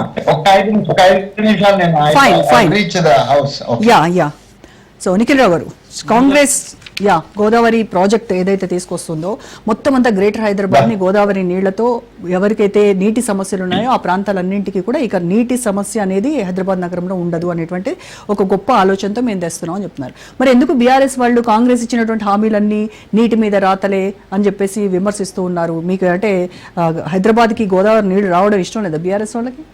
ముందుగా మీతో పాటు ప్యానెల్లో ఉన్నటువంటి పెద్దలు, ప్రేక్షకులందరికీ కూడా నమస్కారం. అసలు ప్రాజెక్ట్ ఎందుకు కట్టిండ్రు, దాని టెక్నికాలిటీస్ ఇవన్నీ పక్కకు పెడితే వాటి గురించి మాట్లాడాలంటే 2-3 రోజుల చర్చ అది. దాని మీద అనేక చర్చలు జరిగినాయి. ఇప్పటి వరకు ఈ కాంగ్రెస్ పార్టీ అధికారంలోకి వచ్చిన 22 నెలల నుంచి దాదాపుగా కొన్ని వందల చర్చలు జరిగినాయి. ఆ డీటెయిల్స్లోకి పోకుండా ఒక్కసారి వీళ్ళు చెప్తున్నది ఆలోచన చేస్తే, నేను పెద్దలు వెంకటస్వామి గారు మాట్లాడిన దాంట్లో 1-2 విషయాలతో ఏకీభవిస్తున్నా, మిగతా వాటన్నిటి అవి తప్పులు అనేది నేను చెప్తున్నా. డాక్యుమెంట్ కూడా నేను చూపించేయడానికి ఐఎమ్ వెరీ మచ్ రెడీ. అయితే తను చెప్తున్న విషయం ఏంటంటే, రేవంత్ రెడ్డి గారు గతంలో అనేక విషయాలు చెప్పిండ్రు. ఈ కాళేశ్వరంలో ఏదో జరిగింది, అది జరిగింది, ఇది జరిగింది అని చెప్పిండ్రు అని మనందరం చూసినాము. అనేక సార్లు చెప్తా ఉంటారు. ఈ రోజు ముఖ్యమంత్రి హోదాలో కూడా చెప్తా ఉంటారు తను. ఇప్పుడు వాళ్ళ పార్టీ నాయకుడు ఏం చెప్తా ఉన్నాడు, రేవంత్ రెడ్డి ఏమన్నా టెక్నీషియనా, ఆయనకేం తెలుసు అని అడుగుతా ఉన్నారు. అక్కడనే అర్థమైపోయింది. ఇంకోటి ఆయన్నే ఏం చెప్తా ఉన్నారు, ఇప్పుడు 7,700 కోట్లకు ఎందుకు ఎస్టిమేషన్లు పెంచిండ్రు అంటే దాని మీద నాలెడ్జే లేదు అని చెప్తా ఉన్నారు. చాలా స్పష్టంగా చెప్తా ఉన్నారు కదా వాళ్ళ నాయకులు. అంటే వాళ్ళు ఎంతసేపు బట్టగాల్చి మీద వేయాలి, బురద జల్లాలి అనేది మాత్రమే వాళ్ళ ఇంటెన్షన్ ఉంటుంది. మీరు గతంలో చూస్తే, కొంత వెనక్కి వెళ్ళి చూస్తే, దాదాపుగా అందరం ఉద్యమాలు చేసి వచ్చిన వాళ్ళమే, తెలంగాణ ఉద్యమంలో ఉన్న వాళ్ళమే. మనం తెలంగాణ ఉద్యమం చేసిందే నీళ్లు, నిధులు, నియామకాలు. మన రైతులంతా గోసలు పడతా ఉన్నారు, మన రైతులంతా చనిపోతా ఉన్నారు, తెలంగాణ మొత్తం ఎడారవుతుంది అని అనేక పాటలు వచ్చినాయి, అనేక కార్యక్రమాలు తీసుకున్నాము. ఫైనల్ గా సాధించుకున్న తర్వాత ఈ తెలంగాణను ఎట్లా సస్యశ్యామలం చేయాలి అనేది అనేక రకాలుగా ఆలోచనలు చేసి, అనేక మంది ఎక్స్పర్ట్లను పిలిచి చాలా చర్చల తర్వాత ఓ ప్రాజెక్టు కట్టాలని నిర్ణయం చేసినాము. గత ప్రభుత్వం ఏదైతే ప్రాణహిత చెరువుల అన్నారో, 152 మీటర్ల హైట్ అన్నారో, 9 హట్టి అన్నారో, ఆ 9 హట్టికి సంబంధించి తెలంగాణలో అప్పుడు ఉన్నటువంటి ఉమ్మడి ఆంధ్రప్రదేశ్ లో కాంగ్రెస్ ప్రభుత్వమే ఉంది. అటుపక్కన మహారాష్ట్రలో ఏదైతే ముంపుకు గురవుతామని వాళ్ళు ఇబ్బందులు పడతా ఉన్నారో అక్కడ కాంగ్రెస్ ప్రభుత్వమే ఉంది. అటు కేంద్రంలో కాంగ్రెస్ ప్రభుత్వమే ఉంది. వాళ్ళు ముగ్గురు అధికారంలో ఉండి కూడా 3 చోట్ల కాంగ్రెస్ ప్రభుత్వమే ఉండి కూడా వాళ్ళు 152 మీటర్లకు ఒప్పుకోలేదు. ఈ రోజు మేము 152 మీటర్లకు చాలా సార్లు ప్రయత్నం చేసిన తర్వాత 2-3 సంవత్సరాలు గడిచిన తర్వాత సరే వాళ్ళు ఒప్పుకోవట్లేదు అని చెప్పి 148 మీటర్లకు కన్ఫైన్ అయి మేము ప్రాజెక్టు కట్టినాము. ఒక్కసారి దీంట్లో గమనిస్తే ఆ కాళేశ్వరానికి సంబంధించి 3 బ్యారేజ్లు, 15 రిజర్వాయర్లు, దానికి సంబంధించి అనేక వందలాది కిలోమీటర్ల కాలువలు, ప్రెజర్ మెయిన్స్, లిఫ్టులు అనేక రకాలుగా కట్టి దాదాపుగా మేము ఎస్టిమేషన్ తీసుకున్న రోజు డే 1 ఉన్న ఖర్చు 87,000 కోట్లు. మేము కంప్లీట్ చేసిన నాడైన ఖర్చు ఎంత, 94,000 కోట్లు. ఈ విషయం వీళ్ళ ప్రభుత్వమే చెప్పింది నిన్నగాక మొన్న అసెంబ్లీలో. కానీ డే 1 నుండి వీళ్ళు ఏం చెప్తా ఉంటారు, 94,000 ఖర్చు అయిన ప్రాజెక్ట్ లో 1,00,000 కోట్లు అయింది అని అంటే ఇదే రేవంత్ రెడ్డి గారికి పిల్లనిచ్చిన మామ. తను వచ్చి మీడియా ముఖంగా చెప్పిండ్రు, టీవీ చర్చల్లో చెప్పిండ్రు 1,00,000 కోట్లు ఏ రకంగా ఖర్చు అవుతుంది, ప్రాజెక్ట్ ఖర్చే 94,000 కోట్లని. అంటే వీళ్ళు ఏం మాట్లాడతారు, వీళ్ళకి కనీసం సోయి ఉండదు, కనీస అవగాహన ఉండదు. సరే ఇవన్నీ పక్కన పెడితే ఈ రోజు కూడా ముఖ్యమంత్రి గారు ఎటువంటి అబద్ధాలు చెప్తారంటే, అబద్ధానికి అంగిలాగు దొడిగితే అది అన్ముల రేవంత్ రెడ్డి గారు అన్నట్టుగా చాలా స్పష్టంగా కనబడతా ఉంది కదా. ఏం చెప్తా ఉన్నారు, మల్లన్న సాగర్ కి శంకుస్థాపన చేసిందే గతంలో మా ముఖ్యమంత్రి రాజశేఖర రెడ్డి గారు అంటారు. అసలు నువ్వు ఎక్కడున్నావు, నీకేమన్నా నాలెడ్జ్ ఉందా లేదా, నువ్వు అన్నందుకు క్షమించాలి. అంటే మరీ ఇటువంటి స్థాయిలో కూడా వీళ్ళు మాట్లాడతారు అనేది ఎక్కడ కూడా తెలంగాణ ప్రజలు జీర్ణించుకోలేకపోతున్నారు. ఈ రోజు తను ఎక్కడి నుంచి అయితే నల్లమల గడ్డ నుండి వచ్చిన నేను నల్లమల బిడ్డను, పులి బిడ్డను అని చెప్పుకుంటారో, ఆ నల్లమల ఎక్కడ ఉంటుంది తెలియదు తనకు. ఇరిగేషన్ రివ్యూలో కూర్చుంటారు, దాన్ని బయటకు లైవ్ టెలికాస్ట్ చేస్తూ ఉంటారు, వివిధ ఛానళ్ళను పిలిచి మాట్లాడుతూ ఉంటారు, దేవాదాలు ఎక్కడుంది అని అడుగుతూ ఉంటారు. ఈ రకంగా చెప్పే వీళ్ళు వాళ్ళ నాయకుడే ఒప్పుకుంటా ఉన్నాడు కదా, మా రేవంత్ రెడ్డికి ఏం తెలియదు, తను చెప్పినవి మీరు ఎట్లా పట్టించుకుంటారు, తను ఏమైనా టెక్నీషియనా అని చెప్తా ఉన్నారు. ఇన్ని చెప్తూ ఏం చేసిండ్రు, ఈ రోజు కాళేశ్వరంలో ఉన్నటువంటి అనేక రిజర్వాయర్లో అతిపెద్ద రిజర్వాయర్ ఏంది, ఇదే మల్లన్న సాగర్. 50 టీఎంసీల కెపాసిటీతో మేము కట్టినాం. మొత్తం మల్లన్న సాగర్ రిజర్వాయర్ల కెపాసిటీ ఎంత, 141 టీఎంసీలతో రిజర్వాయర్లు కడితే దాంట్లో అతిపెద్దది మల్లన్న సాగర్. ఇదే మల్లన్న సాగర్కి సంబంధించి గతంలో భూసేకరణ చేస్తున్నప్పుడు చిన్న చిన్న ఇబ్బందులు వచ్చినాయి. ఫైనల్ గా దాన్ని మొత్తం క్లియర్ ఎండ్ చేసి ఈ రోజు ప్రాజెక్టు కట్టి చూపించినాం మేము. కట్టిన తర్వాత ఇదే కాంగ్రెస్ నాయకులు చేసిన మరొక విమర్శ ఏంది, 50 టీఎంసీలతో ఈ భూప్రపంచంలో ఎవడన్నా ప్రాజెక్టు కట్టిందా, 50 టీఎంసీలతో కడితే దాని కింద భూకంపాలు వస్తాయి, అది మొత్తం కొట్టుకపోతే ఎన్ని వేల గ్రామాలు ఎన్ని వందల గ్రామాలు మునిగిపోతాయి, ఇది ఎట్లా కడుతున్నారు అని చెప్తా ఉన్నారు. అన్ని చెప్పిన మీరు అదే కాళేశ్వరంలో భాగమైనటువంటి మల్లన్న సాగర్ అతిపెద్ద రిజర్వాయర్ నుండి ఈ రోజు హైదరాబాద్ కు నీళ్లు తేవడానికి ప్రణాళికలు ఎట్లా చేస్తా ఉన్నారు మీరు? నిన్నగాక మొన్న మీరే చెప్తా ఉంటారు 1,00,000 కోట్ల అవినీతి జరిగిందని. ఎన్డీఎస్ఏ ఎప్పుడు వస్తుంది, ఇప్పుడు తను చెప్తా ఉన్నారు ఎన్డీఎస్ఏని మేము పిలిచినామా అని. ఎన్డీఎస్ఏని మీరు పిలిచినా లేదా అనేది బయట సమాజానికి తెలుసు. మీ ముఖ్యమంత్రి పోయి అక్కడ బీజేపీ నాయకులను కలుస్తా ఉంటాడు, బీజేపీ పెద్దలను కలుస్తా ఉంటాడు. ఎన్డీఎస్ఏ ఎప్పుడు వస్తుంది ఇక్కడికి? కరెక్ట్ గా ఎలక్షన్ టైంలో ఒకసారి వస్తుంది, మా పార్టీ రజతోత్సవ సభ పెట్టుకుంటే ఒకసారి వస్తుంది, మధ్యలో ఏమన్నా పార్లమెంట్ ఎలక్షన్లు వచ్చినప్పుడు ఇంకోసారి వస్తుంది. సరే వచ్చింది, మనం వెల్కమ్ చేద్దాం దాన్ని. ఒక కేంద్ర ప్రభుత్వ సంస్థ అది వచ్చింది, ఇక్కడ ఉన్నటువంటి విషయాల్లో ఏం జరిగింది అనేది లోతుగా పోతుంది అని ఒక నిమిషానికి అనుకుందాం మనము. అదే ఎన్డీఎస్ఏ ఖమ్మంలో పెద్దవాగు కొట్టుకపోతే ఎందుకు రాదు? అదే ఎన్డీఎస్ఏ ఎస్ఎల్బీసీ టన్నెల్ మొత్తం కూలిపోతే ఎందుకు రాదు? అదే ఎస్ఎల్బీసీ ఈ రోజు హైదరాబాద్ నీళ్ల కోసమే కదా మనం చర్చ చేస్తుందంతా. హైదరాబాద్ కు తాగునీళ్లు తీసుకురావడానికి సుంకిశాల అనే ప్రాజెక్ట్ కడతా ఉంటే దానికి సంబంధించిన రిటైనింగ్ వాల్ మొత్తం కూలిపోయింది కదా. అక్కడ దాదాపుగా 200-300 మంది కార్మికులు పనిచేస్తా ఉన్నారు. జస్ట్ వాళ్ళ షిఫ్ట్ అయిపోయి ఆ లోపల నుండి వాళ్ళు బయటకు రాగానే అది మొత్తం కూలిపోయిన పరిస్థితి ఉంది. అంటే ఏ మాత్రం లేట్ అయినా కూడా 200-300 మంది అక్కడనే ప్రాణాలు పోయే పరిస్థితి ఉంటుండే. అటువంటిది జరుగుతూ ఉంటే దానికేమో ఎన్డీఎస్ఏ రాదు, ఇక్కడికేమో ఎన్డీఏ వస్తుంది. స్టిల్ ఈ రోజు కూడా మేము వెల్కమ్ చేస్తా ఉన్నాము. ఎన్డీఎస్ఏ ఏదన్నా అడిగితే కూడా ప్రతి దానికి మేము సమాధానం చెప్పడానికి సిద్ధంగా ఉన్నాము. ఈ ఎన్డీఎస్ఏ అనండి, గోస్ట్ రిపోర్ట్ అనండి, లేదంటే అంతకుముందు జరిగిన విజిలెన్స్ రిపోర్ట్ అనండి, వీళ్ళందరూ చెప్పింది ఏంది, మేడిగడ్డలో 1-2 పిల్లర్లకు చిన్న చిన్న క్రాక్లు వచ్చినాయి కాబట్టి సరే మీరు దాని మీద ఎంక్వైరీ చేస్తారా, చర్యలు తీసుకుంటారా, కేసీఆర్ గారిని పిలుస్తారా, ఇంకొకరిని పిలుస్తారా, అన్ని పక్కన పెట్టి ఎండ్ ఆఫ్ ది డే వీళ్ళు కంక్లూజన్ చేసింది ఏంది, ఫస్ట్ అది రిపేర్ చేయండి. 1,00,000 కోట్లు మీరు ఏదైతే చెప్తా ఉన్నారో 94,000 కోట్లతో ప్రాజెక్టు కట్టినరో ఈ రోజు మీరు ఆ ఒక్క విషయంలో రిపేర్ చేయకపోవడం వల్ల మొత్తం వృధా అయిపోతుంది కదా. తెలంగాణ ప్రజల సొమ్ము కదా ఇది, తెలంగాణ ప్రజల కోసం కట్టింది కదా. తెలంగాణలో ఉన్న దాదాపుగా ఉత్తర తెలంగాణకు సంబంధించి మాక్సిమం జిల్లాలన్నీ ఇరిగేట్ అవుతాయి కదా ఈ ప్రాజెక్ట్ తోని. ఇందాక పెద్దలు రామ్మోహన్ రావు గారు చెప్తా ఉన్నారు, రివర్స్ పంపింగ్ ద్వారా ఎస్ఆర్ఎస్పి కూడా నీళ్లు పంపించే పరిస్థితి ఉంది, అన్నసాగర్ ద్వారా కానీ ఇంకో ద్వారా కానీ. ఇదే మీరు ఏం చెప్తా ఉన్నారు, గతంలో మా ప్రభుత్వం ఉన్నప్పుడే హైదరాబాద్ కు నీళ్లు తీసుకురావడానికి కొండపోచమ్మ సాగర్ నుండి హైదరాబాద్ కు నీళ్లు తెచ్చడానికి 1,200 కోట్ల రూపాయలతో మొత్తం డిపిఆర్లు రెడీ చేసినాం మేము. ఈ రోజు మీకు ఒక్కసారి టెక్నికల్ గా చెప్తే మల్లన్న సాగర్ అనేది సముద్ర మట్టానికి 535 మీటర్ల ఎత్తులో ఉంటది. కొండపోచమ్మ సాగర్ ఎక్కడ ఉంటది, 618 మీటర్ల ఎత్తులో ఉంటది. కానీ హైదరాబాద్ ఎక్కడ ఉంది ఈ రోజు, అదే 530-540లో ఉంటది. అంటే మీరు కొండపోచమ్మ దగ్గర జస్ట్ గ్రావిటీ కెనాల్ ద్వారా ఊరికనే నీళ్ళు వస్తా ఉంటాయి, మీకు ఎక్కడ కూడా లిఫ్ట్ చేయాల్సిన అవసరం ఉండదు, ఎక్కడ కూడా పవర్ అవసరం ఉండదు. గ్రావిటీ ద్వారానే పూర్తిగా నీళ్ళు వచ్చే అవసరం ఉంటే 1,200 కోట్లతో మేము పూర్తిగా డిపిఆర్లు రెడీ చేసి పెడితే దాన్ని మొత్తం పక్కన పెట్టి ఈరోజు మీరు ఏం చేసిండ్రు, ఆ కొండపోచమ్మ నుండి తీసుకురాకుండా దానికన్నా తక్కువ ఎత్తులో ఉన్నటువంటి మల్లన్న సాగర్ నుండి 535 మీటర్ల ఎత్తు నుండి హైదరాబాద్ కు నీళ్లు తెస్తున్నారు. హైదరాబాద్ లో ఎక్కడికి తెస్తా ఉన్నారు, హైదరాబాద్ లో జంట జలాశయాలని మనం చెప్తా ఉంటాము, హిమాయత్ సాగర్, ఉస్మాన్ సాగర్. అవి ఏ హైట్ లో ఉంటాయి, ఇదే గండిపేట, ఇదే ఉస్మాన్ సాగర్ ఏదైతే ఉందో దాదాపుగా 537-38 మీటర్ల హైట్ లో ఉంటది. ఇదే మన హిమాయత్ సాగర్ ఏ హైట్ లో ఉంటది, 545 హైట్ లో ఉంటది. లిఫ్ట్ పెట్టకుండా నీళ్ళు వచ్చే పరిస్థితి ఉంటుందా ఈ రోజు? ఉండదు. అంటే మీరు కావాలని గతంలో ఇదే లిఫ్ట్ పెట్టి ఏ రకంగా తీసుకొస్తారు అని మీరే చెప్తారు. అప్పుడు అనేక మంది మేధావులు వచ్చి ఏం చెప్పారు, దీనికి ఎంత కరెంట్ కావాలన్నారు. నీళ్ళకి సంబంధించి ఎక్కడ చర్చ జరిగినా కూడా, నీళ్ళకి సంబంధించిన మీరు ఏ డాక్యుమెంట్స్ తీసుకున్నా కూడా ముందు చెప్పేది నీళ్ళు అనేది ఒక డైలీ నీడ్ కాబట్టి, అది నెసెసరీ కాబట్టి దానికి సంబంధించిన ఖర్చును మనం లెక్క పెట్టాల్సిన అవసరం ఉండదు. కానీ అది ఉచితంగానే, అంటే ఫ్రీగా దాన్ని ఎటుబడితే అటు ఖర్చు పెట్టి ప్రజలు నెత్తి మీద రుద్దకూడదు అని చెప్పారు. అనేక బుక్కులు నేను కూడా చదివిన ఇరిగేషన్ సంబంధించి అంతో ఇంతో జ్ఞానం ఉంది. వాళ్ళు చెప్తున్నట్టుగా వాళ్ళ ముఖ్యమంత్రి గారికి లేదేమో కానీ బీఆర్ఎస్ తరఫున మాకుంది, మా మాజీ ఇరిగేషన్ శాఖ మంత్రి గారికి ఉంది, మా కేసీఆర్ గారికి ఉంది. చాలా స్పష్టంగా మేము తీసుకున్న ప్రతి నిర్ణయం మీద 100 సార్లు చర్చకు సిద్ధమన్నాం మేము. అయితే దీంట్లో ఏం చెప్పిండ్రు వీళ్ళు, కొండపోచమ్మ సాగర్ నుండి మేము 1,200 కోట్లతో మేము డిపిఆర్లు రెడీ చేస్తే మొత్తం పక్కకు పెట్టి మీరు ఒక్కసారి ఈ డాక్యుమెంట్ చూస్తే వీళ్ళ ప్రభుత్వం వచ్చిన తర్వాత ఇదే మల్లన్న సాగర్ నుండి నీళ్లు తీసుకొస్తామని చెప్పి మీరు ఒక్కసారి ఈ డేట్ చూడాలి. దిస్ ఇస్ అఫీషియల్ డాక్యుమెంట్ కాదు, ఇది గవర్నమెంట్ జీవో. ఎప్పుడు ఇచ్చిండ్రు ఇది? 2024 ఆగస్టు 6 తారీఖు. అంటే ఎప్పుడు వీళ్ళు అధికారంలోకి వచ్చిన తర్వాత 9 నెలల తర్వాత. ఏమని ఇచ్చిండ్రు దీంట్లో? 5,560 కోట్ల రూపాయలతోని హైదరాబాద్ కు నీళ్లు తీసుకురావడానికి మల్లన్న సాగర్ నుండి పైప్ లైన్లు వేస్తాము అని చెప్పిండ్రు. 5,560 కోట్లతోని పైప్ లైన్లు వేస్తామని ఏడాది కింద చెప్పిండ్రు. ఈ రోజు ఆగస్ట్ అంటే నిన్నగాక మొన్న పోయిన నెల.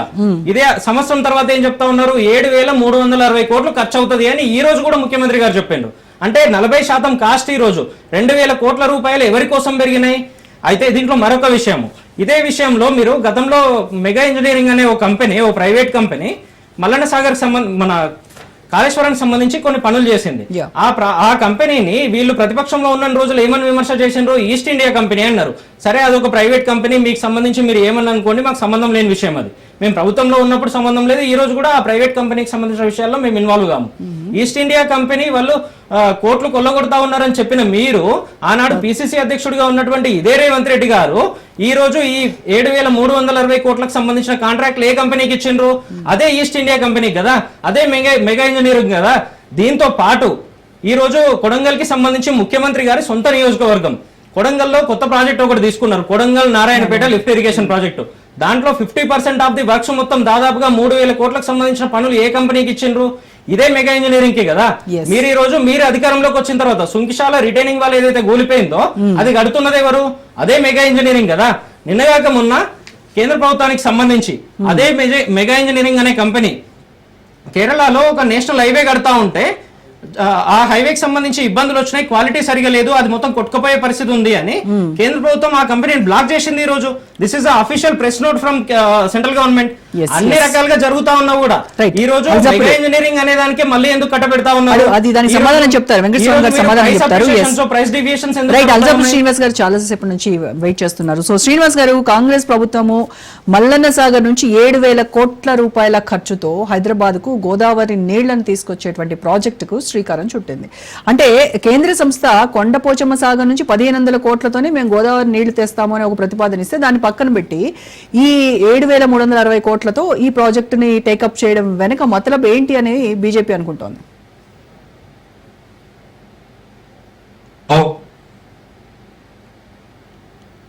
శ్రీనివాస్ గారు చాలా వీక్ గా ఉందండి మీ యా చెప్పండి. మాట్లాడతామా? ఎస్ ప్లీజ్ రామన్ గారు. నేను చెప్తాను. ముఖ్యంగా రాజకీయ వర్షం జోలికి పోతాం. ఎందుకంటే నిఖిల్ చాలా నా జోల్ మిత్రుడు, నిఖిల్ చాలా నాకు మంచి మిత్రుడు కూడా, వెంకటస్వామి గారు ఇట్లో పెద్ద మిత్రుడు ఇట్లో ఈయన కూడా. సమస్య ఏంటంటే నిఖిల్ కొన్ని ఈ మొత్తం వారిని కొంచెం మ్యూట్ చేస్తే నేను మాట్లాడతాను.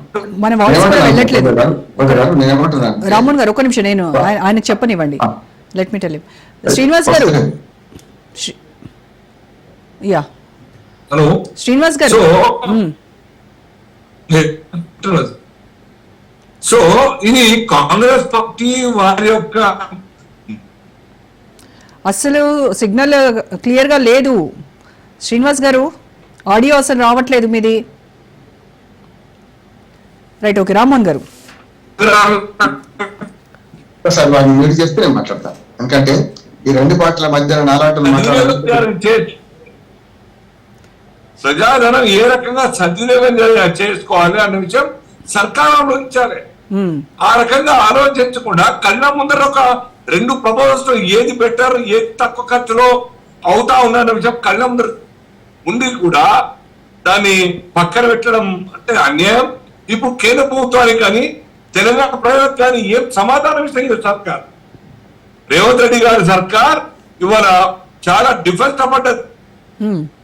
ప్రజాధనం ఇప్పుడే కష్టాల్లో ఉన్నాం. అవును, వాడిని కోచినా నా దగ్గర డబ్బులు ఏమి వెళ్ళవు అని చెప్పినటువంటి రేవంత్ రెడ్డి గారు చెప్పులు కూడా ఎక్కపోతున్నాం మేమని చెప్పి అనుమానపడుతున్నాం చెప్పి చెప్పినటువంటి రేవంత్ రెడ్డి గారు తాహతు లేనటువంటి యొక్క పరిస్థితుల్లో కేంద్రం ఆధారంగా నిలబడతా ఉన్నది. 1,500 కోట్ల రూపాయలు మరి ఇవ్వడానికి తక్కువ మీరొక మాట ఇవ్వండి కానీ ఇంకేమని కానీ కనుక్కోండి. సునాయాసంగా ప్రాజెక్ట్ కంప్లీట్ చేయొచ్చు. ప్రజలకు దారి జంట నగరాలకు దారి తీర్చేటువంటి అవకాశం తక్కువ ఖర్చులో అయ్యే అవకాశం ఉన్నది. దాన్ని పక్కన పెట్టండి, దుర్మార్గంగా కూడా ఏమంటారు రోజా గారు. కాబట్టి ఇప్పటికన్నా సర్కార్ ఆలోచించాలి. దాన్ని మీరు ఎల్లకాలం శాశ్వతంగా ప్రజలు గుర్తు పెట్టుకునే విధంగా నిర్ణయం కరెక్ట్ తీసుకున్నారు.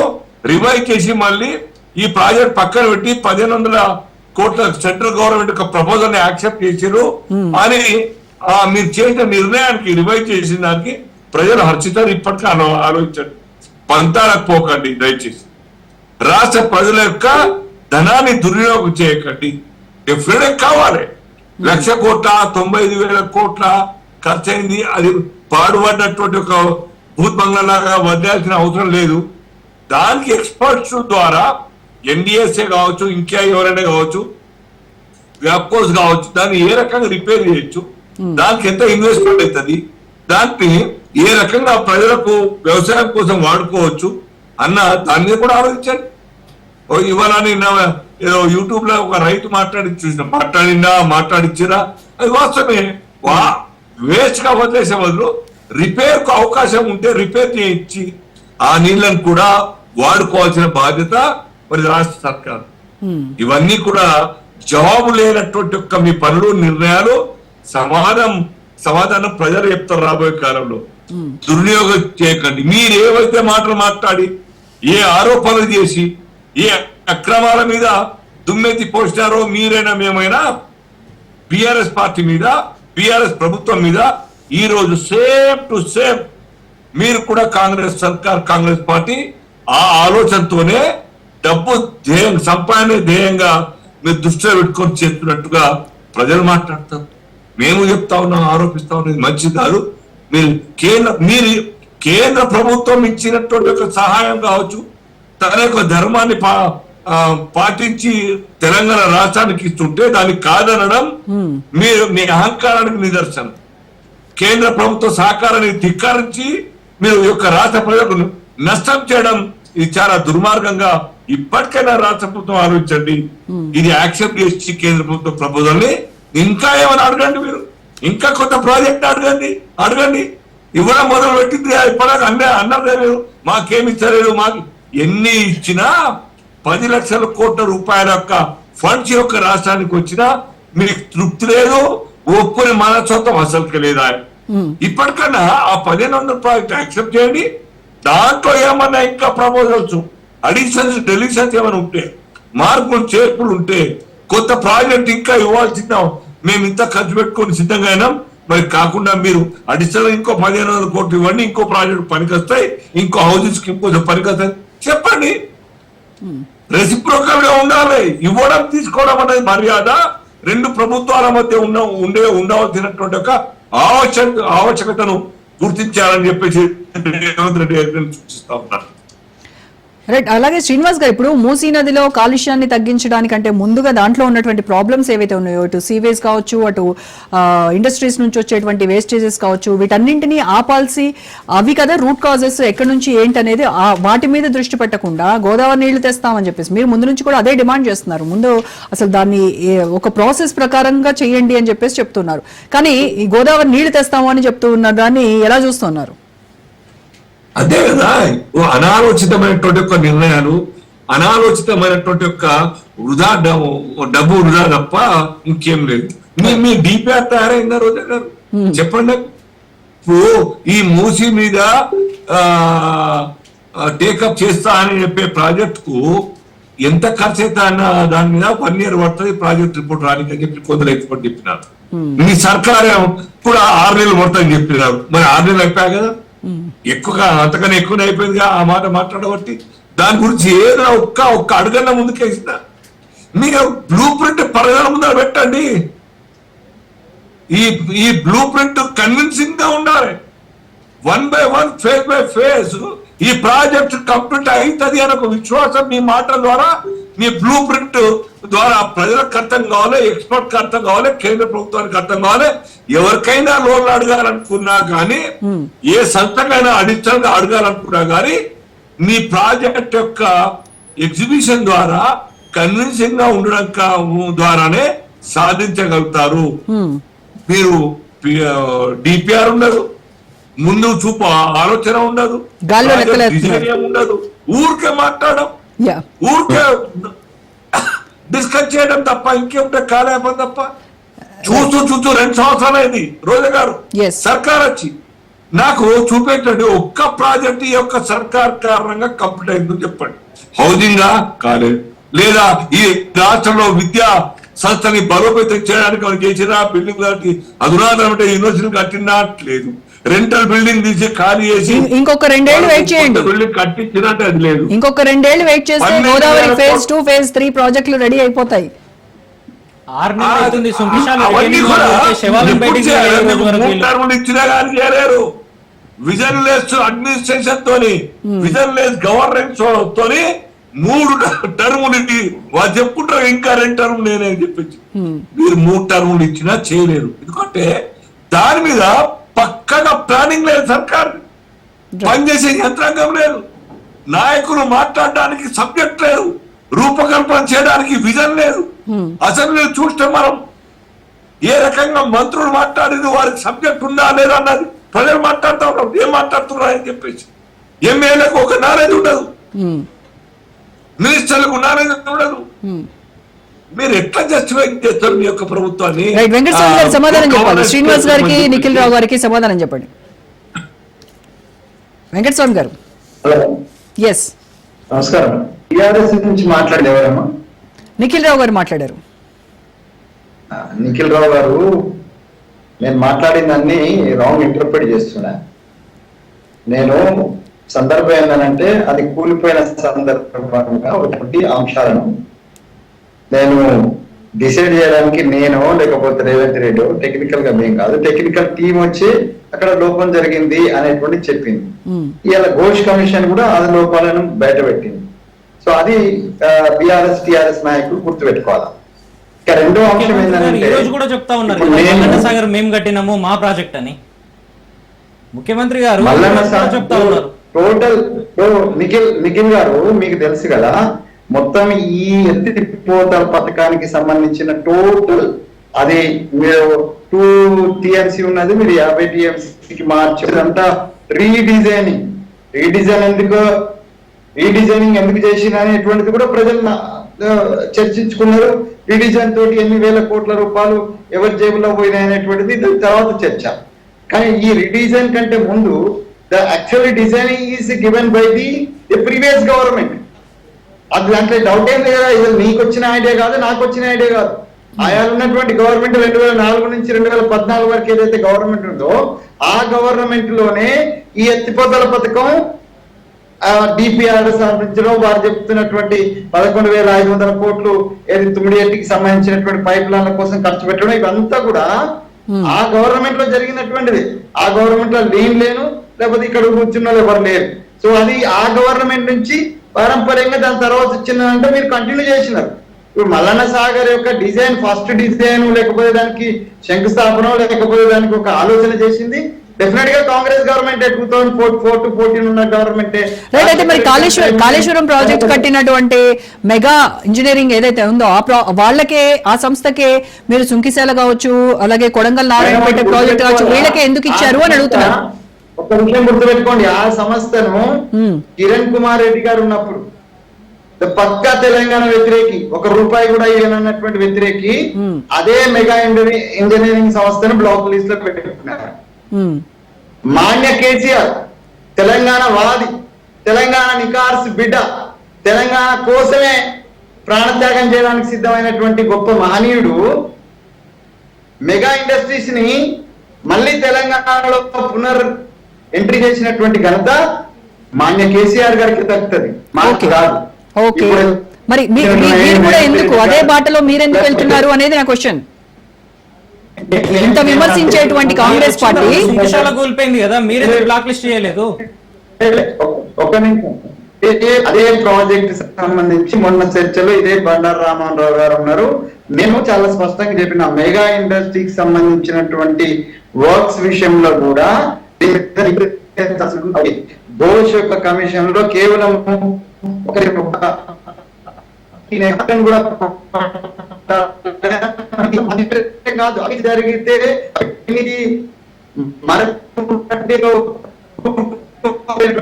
కావచ్చు, లేకపోతే కేసీఆర్ ఎగ్జామిషన్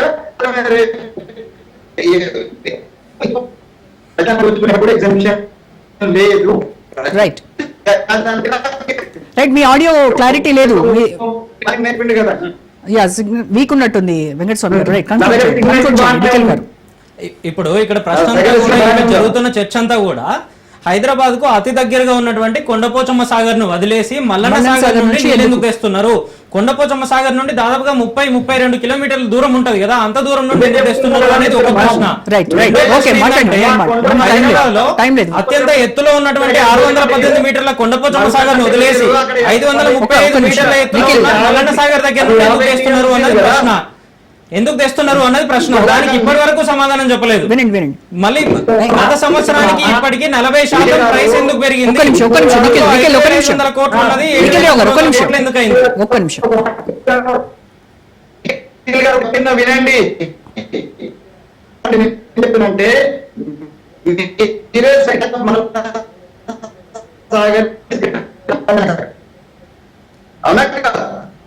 ఆడియో అసలు వినిపించట్లేదండి, కట్ అవుతోంది మీ. ఒక్క నిమిషం అవకాశం ఇస్తారా? ఒక్క నిమిషం ఏమంటారమ్మా, కన్క్లూడ్ చేయండి సార్. రామ్మోహన్ గారు, నిజం గడప దాటేలోకి అబద్ధాలు రాజ్యం వెళ్తున్నాయి. మూడు పార్టీలు అంటున్నాను. నిఖిల్ కూడా నాకు నమ్మకం ఉంది, నిఖిల్ మీద కూడా నాకు మంచి ప్రేమ ఉంది. కానీ 3 పార్టీలు అబద్ధాలు, అసత్యాలు చెప్తున్నారు. స్పష్టంగా చెప్తున్నా. దీన్ని వేరే చర్చ పెట్టండి, నిరూపిస్తా ఏ తప్పు ఏ తప్పు. నిజంగా చెప్పాలంటే ఇవాళ దగ్గర దారి విడిచిపెట్టి దూరం దారి 1 సంవత్సరంలోనే 40% పెరిగినాయంటే దుర్మార్గంగా మెగా ఇంజనీరింగ్ సంస్థలు దోచిపెట్టడం, ఇంకోటి ఏం కాదు. రైట్ అండి, okay, thank you so much Rammohan Rao గారు, వెంకటస్వామి గారు, శ్రీనివాస్ గారు, నిఖిల్ రావు గారు, థ్యాంక్ యూ అండి. ఇది ఇవాల్టి special debate. Stay tune to Raj news.